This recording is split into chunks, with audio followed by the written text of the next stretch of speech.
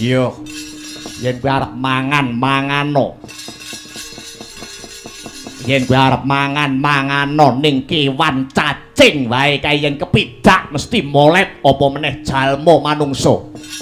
Panganen Bratasena yen pengin tak bobok wetengmu. Lah dalah wae dhewe dadi buta kalah galak, Kang. Nani si Bratasena. Kok katon sumengko pengawak Bajra Sigra kang mawa gita kang amengku gati ana parigawe apa ngger muridku bocah bagus Bratasena.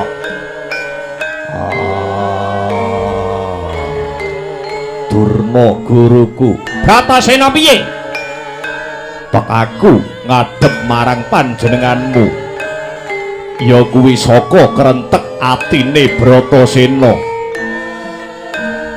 kang kepingin nambah kepinteran ngangsu kawruh gegulang ilmu.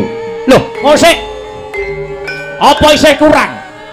Apa isih kurang anggonipun bapa maringi ilmu marang kowe Bratasena? Anggonmu ngangsu kawruh mapan ana ing paguron saka 5 iki sok glogok banyu ngejun paribasane anggonku menehi ilmu menyang kowe. Apa isih kurang, Ger? Bocah Sigit Bratasena. Bapa Durna apa lali? Bapa Durna nate ngendika, mbok menawa wong golek ilmu kuwi ora ana watese. Apa meneh dawing Rasul Gusti kang pungkasan ngandharake wong golek ilmu kuwi saka lair nganti tumekaning pati wiwit jabang nganti trapang. Mula aja ngendhoni tekadku Bapa Durna. Ya Bratasena, yen pancen kaya mangkono apa ilmu sing kok kepinginake ngger Wijasena? Bapa Durna piye kaya sing mbok janjekake marang Bratasena tri ari kawuri utawa 3 dina kepungkur. Bratasena njaluk kawruh sangkan paraning dumadi utawa ngilmu kasampurnaning urip.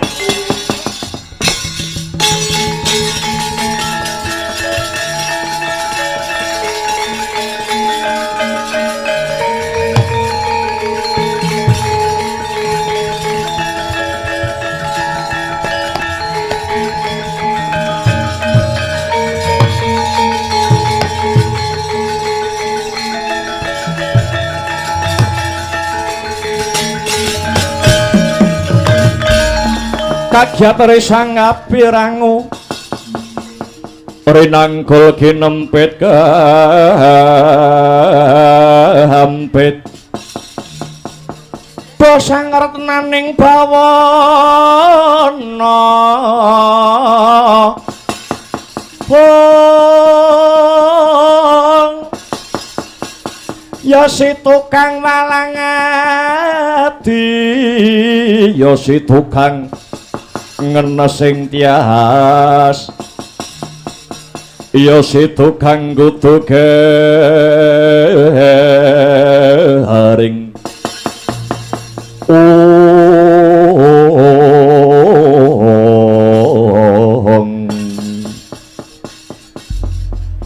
kawruh sangkan paraning dumadi Bratasena. Iya kapara nyata ya jagat Dewa Bathara ya jagat Pangestungkara. Bratasena piye? Kawruh sangkan paraning dumadi iku pitukane abot lho ngger. Syarat-saranane ora gampang. Ora mung bondo ning sisip sembire luput katuranggane nyawamu sing bakal dadi korban Bratasena. Ora peduli wis kadung madhep kang sarta mantep rasane Bratasena. Ya syarat-saranane kanggo jeneng sira Bratasena supaya bisa ngentukke ilmu kasampurnaning urip utawa kawruh sangkan paraning dumadi. Syarat-saranane ana loro Bratasena. Ana loro. Ya. ana loro kuwi mau apa wae maragagi jlentrehna Durna guruku. Sepisan kowe kudu bisa goleki kayu sing jenenge kayu gong susuwing angin. Lah utawa lengkeng Gunung Candramuka Bratasena. Iya. Lah sak banjure pitukane kang angka 2. Sira Bratasena kudu bisa mujuti banyu sing winastan, banyu suci, Pawitrasari, tirta mahaning suci. Banjur mapane utawa panggonane banyu suci, Pawitrasari, tirta mahaning suci kuwi mau ana ngendi Durna guruku? Ana ing Samudra Kidul. Ya kuwi Samudra Minangkalbu. Piye? Kowe saguh apa ora Bratasena?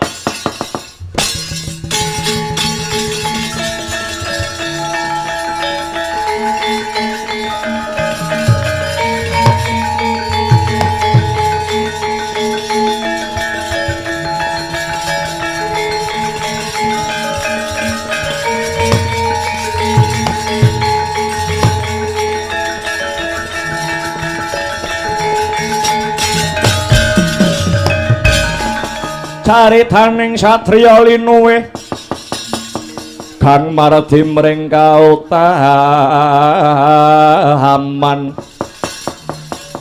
tan pegat mring pangesthine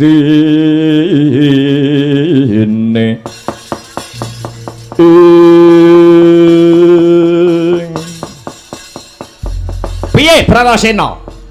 Ana paribasan yen wani aja wedi-wedi, yen wedi aja wani-wani. Aja mangu-mangu rasamu, Nger Bratasena. Bratasena ora bakal mundur ing geguntur, ora bakal mendha ing bebaya. Bratasena saguh mujuti kabeh apa sing dadi syarat saranane kawruh sangkan paraning dumadi kuwi mau bapa. Bagus, Nger. Bagus. Tegese wis golong gilik niat lan tekate Bratasena. Iya. Mung pangestune Durna guruku kang dak suwun. Muga-muga sembada kang jinangka rahayu kang tinemu. Pangestuku gumrajak kaya banyu seduda. Nganggo tekate satriya tanah Jawa Bratasena. Muga-muga bisa kasembatan apa kang dadi gegayuhane Nger Bocah Jentara Bratasena.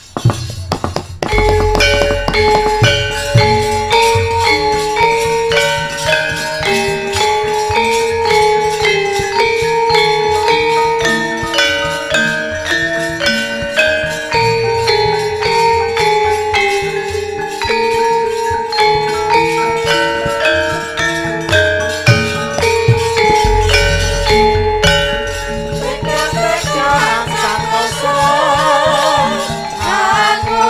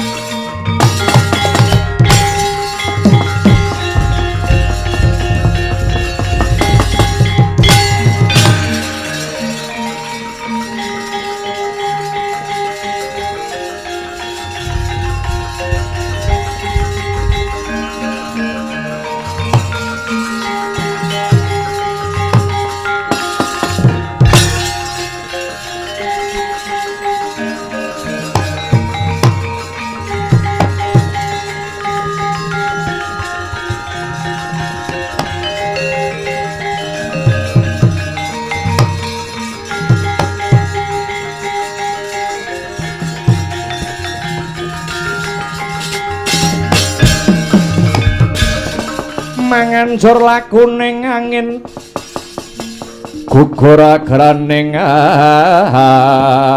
arga guruh gurnita kagiri-giri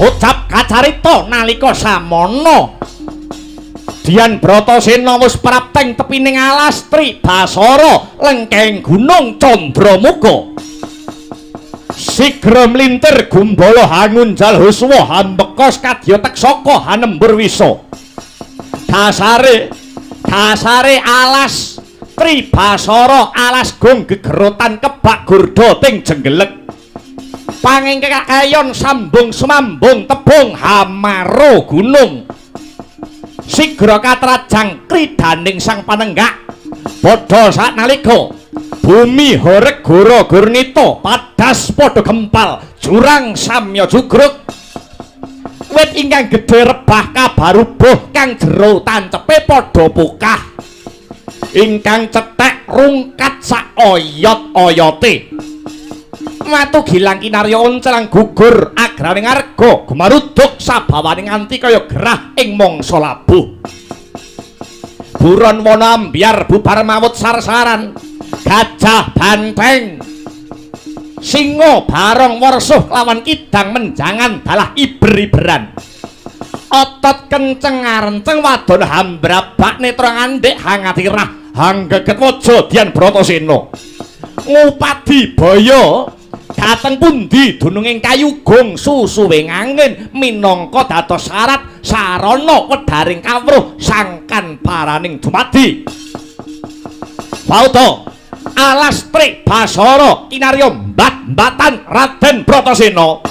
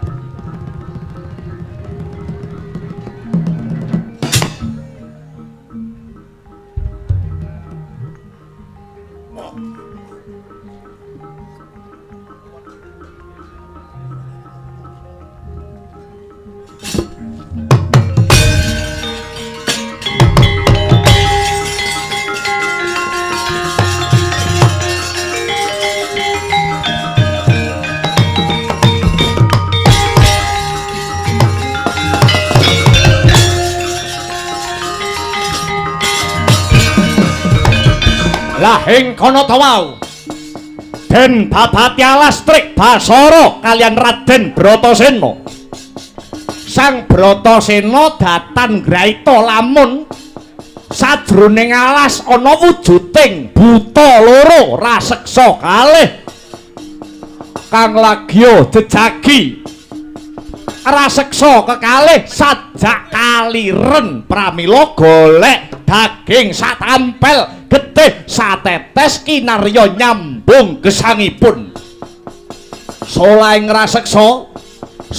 raseksa kang lagya pados pangan yen Cinandra mliwis nyampar banyu.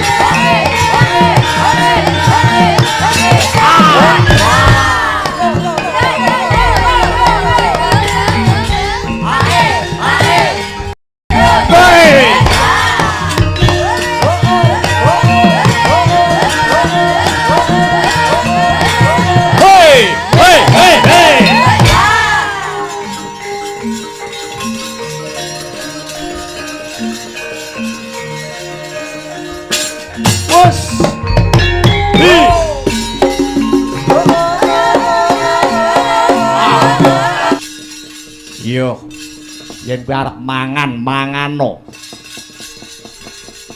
yen kowe arep mangano ning kewan cacing wae kae yen kepidak mesti molet apa meneh jalma manungsa panganen Bratasena yen pengin tak bobok wetengmu lah dalah wae dhewe dadi buta kalah galak Kang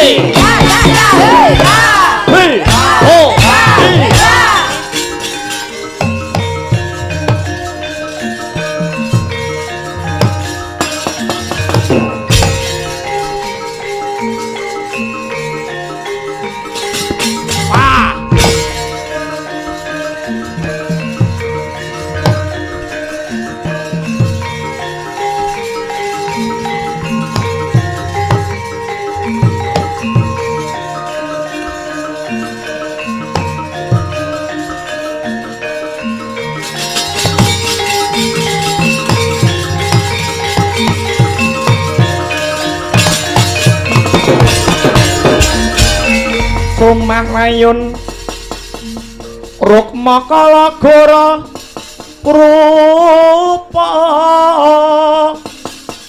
mangesos kadhiangin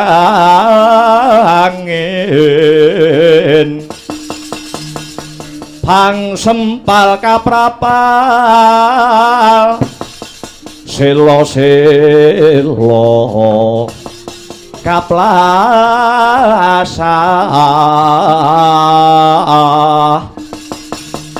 satulung mayu mangungsi kagiat kagodha kang jaga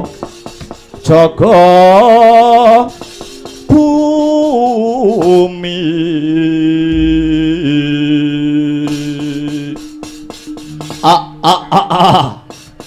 Yuang Tete Kala Ludra Mas Patik Raja Dewaku Yayi adiku sing tak tresnani Yayi Rukmakala ana dawuhmu apa Kakang Kakang Rukmuka dina sak mengko lamun siadi Yayi Rukmakala tak sawang ketitik saka lekering netra jaiting wadana kang sarta tepunging wimbo sajak Yayi Rukmakala ana babakan sing mbok pikir ana gembolaning rasa kang kineker sambata karo aku Yayi Rukmakala sambata karo aku Kakangmu Rukmuka.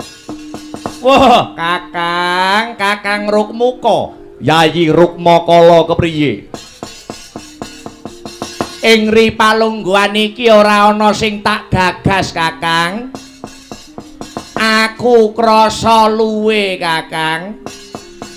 Wis ana sak candra utawa sewulan iki adimu aku Rukmakala babar pisan ora ana sing dipangan. Aku luwe Kang, aku butuh panganan. Aku luwe, aku wis sewulan aku ora mangan daginge manungsa utawa daginge kewan. Aku kaliren Kang, aku luwe Kakang Rukmuka. Yayi Rukmakala piye? Yen kowe sambat luwe karo aku Kakang Rukmuka, janjane iki sing salah dudu sapa-sapa. Nanging sing salah kuwi sejatine mung kowe dhewe. Loh. Kok Kakang Rukmuka nyalahke aku nganggo dasar apa, nganggo wewaton apa, Kang? Kowe kuwi dadi buta ora nganggo aturan. Gusti Kang Murbeng dumadi, Gusti sing nyipta urip kuwi maha adil yen nyiptake apa-apa marang umate.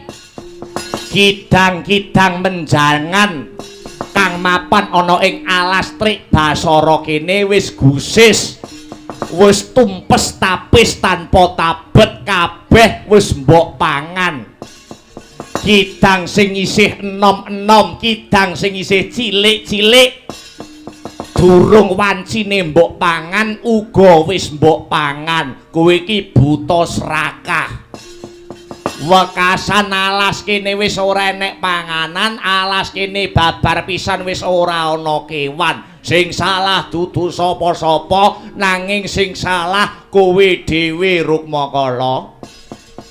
Kowe iki buta ngawur, buta kadung nafsu, gedhe cilik tuwa enom kabeh mbok sikat. Mbok nganggo aturan Rukmakala. Waduh. Pang aku luwe, aku tulungono. Aku golekno panganan. Aku wis sewulan utuh aku ora mangan apa-apa, aku kaliren. Aku luwe, Kang. Yen ora mangan apa-apa, luput katuranggane sisip sembire aku iku bisa mati ngenes ora jroning alas iki, Kakang. Tan samar pamoring suksma sinuksmaya winahya ing ngasepi sinimpen telenging kalbu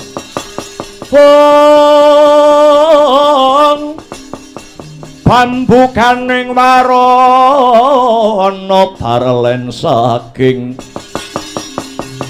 liep layap ing aluyut pindha pecating supena sumusuping rasa jati.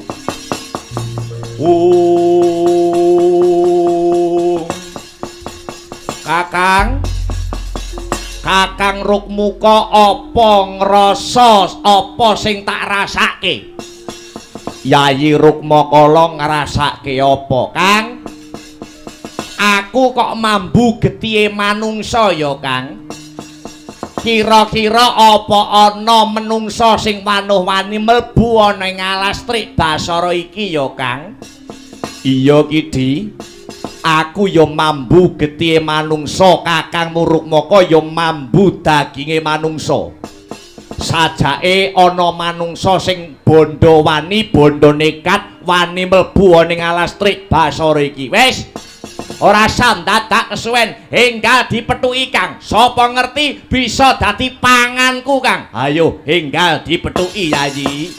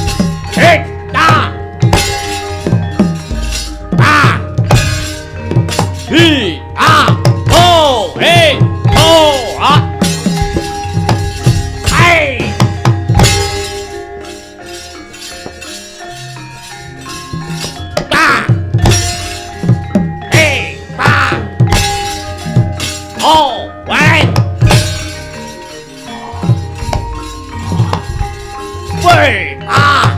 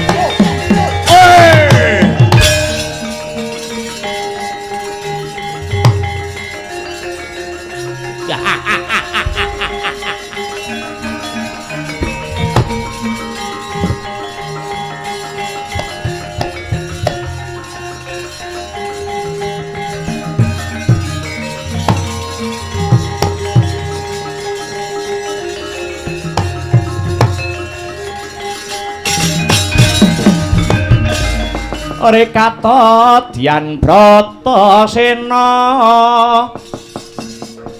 kampuh poleng bangi sarira ngawula dumung godhek wok simbar jaja yen ngandika gumaleger kaya guntur kadang panenggak Pandhawa kaya lindhu yen maris bojleng-bojleng iblis laknat padha jek-jekan kece wali kece sadat setan wali kobra Yayi adiku Yayi Rukmakala ana dawuhmu apa Kakang pranyata dewa isih adil marang umate Yayi kok Kakang Rukmuka kandha kang kaya mengkono nganggo dasar apa nganggo wewaton apa buktine wis tetha nalikane ana ing alas Trik Basara kene wis babar blas ora ana panganan ya kuwi wujuding kidang kang sarta menjangan dewa malah kirim pangan sing wujude manungsa Yayi ya yen pancen kaya mangkono enggal ditakoni Kang sapa jenenge lan saka ngendi asale aku selak ora kuat ngempet luwe Kang aku luwe sabaro luwe dhisik Yayi manungsa yen nitik saka busanamu kowe kuwi satriya yen pancen satriya sapa kekasihmu lan saka ngendi asalmu dene kowe wanuh wani mlebu ana ing alas Trik Basara kene apa kowe ora ngerti apa kowe ora mudeng yen alas Trik Basara kene kuwi mujudake alas pengalapan sapa wani mlebu metu mung baliaran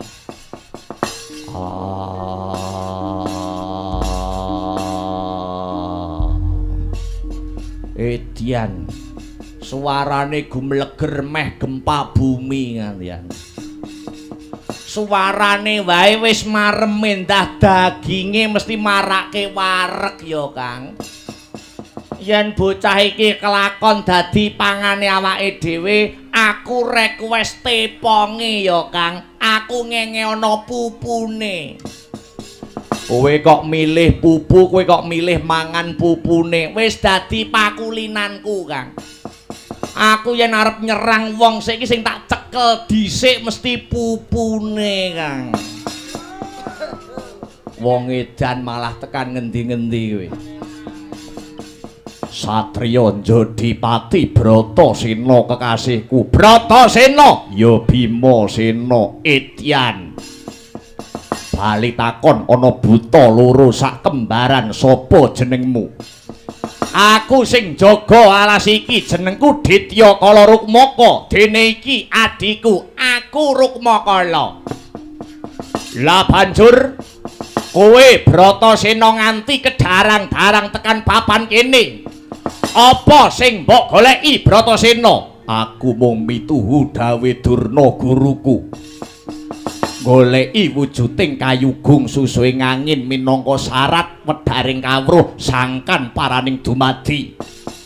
Kang jarene mapane ana sajroning alas Trik Basara kene. Mula yen pancen bener kowe sing jaga alas iki, mara gage tuduhna ngendi sing jenenge kayugung susuing angin. Welah talah. Kuncung nganti gelung lagi weruh kandhamu iki. Kowe aja mbujuk, kowe aja ngapusi. Dawe guruku Durna manggone kayugung susuing angin mapane ana ing kene. Oh iya, lali aku, lali. Iya Bratasena. Aku ngerti papane, aku ngerti panggonane. Kayugung susune sapa mau? Susuing angin. Susuing angin. Oh iya. Manggone ana ing wadukku. Carane njupuk, metu tutukku, mlebu wetengku. Ateges kowe tak pangan Bratasena. Yo. Yen kowe arep mangan-mangano. Yen kowe arep mangan-mangano ning kewan cacing wae kae yen kepidak mesti molet apa meneh jalma manungsa. Panganen Bratasena yen pengin tak bobok wetengmu. Lah dalah wae dhewe dadi buta kalah galak, Kang.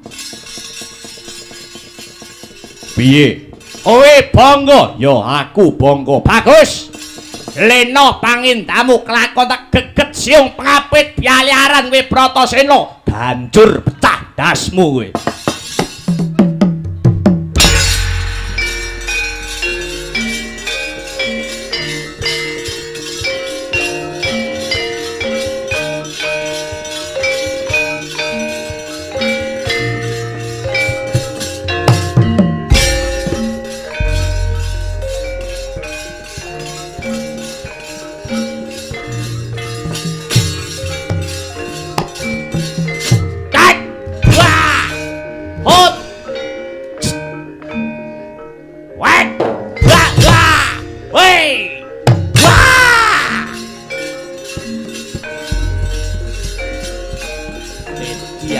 Tenang saiki. Wek, wah. Wek, wah. Do mlayu kowe.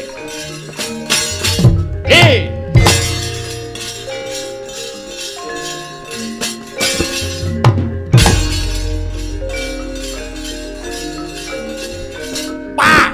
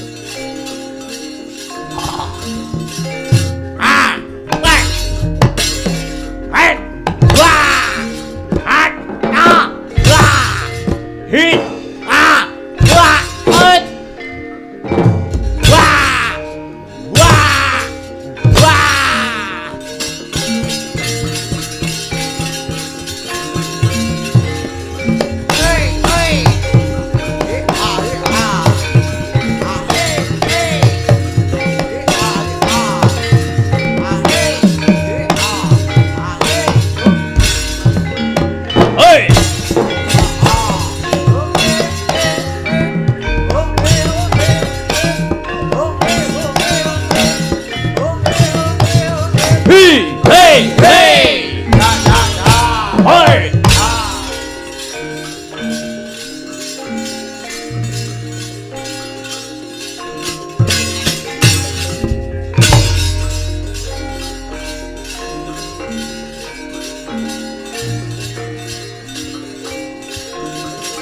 Woi. Wah. Woi, ta, pe. Hita, waya. Et a hi pe. Wah, wah, wah.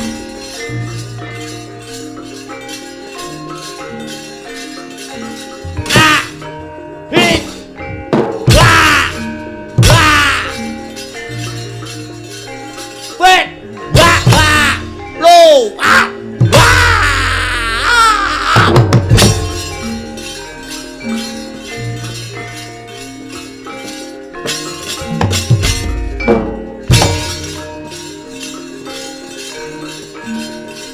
Wah.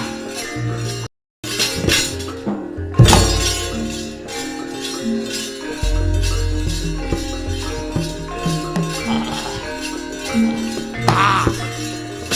Ah. Wah. Ah. Ah. Bo. Ah. Wei.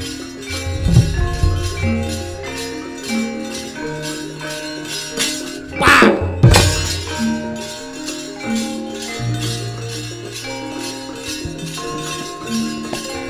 Ah. Wah. Wah. Ah. Ah. Ah. Ah. Ah. Ah. Hey. Hey.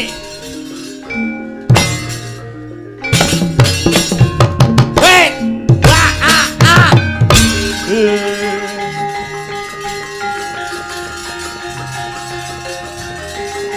Ra. Ya. Ra. Ra. Ah. Yo. Yo. Venga. Reload.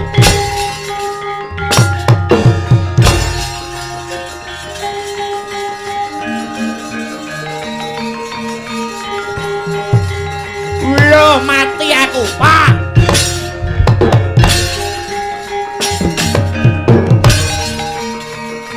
Pak. Wah. Wah. Ah. Wah. Ah. Ah.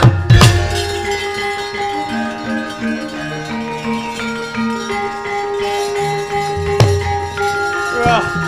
Roh. Roh. Roh. Roh. Ah! Roh. Ah! Ah! Roh. Campur. Ah!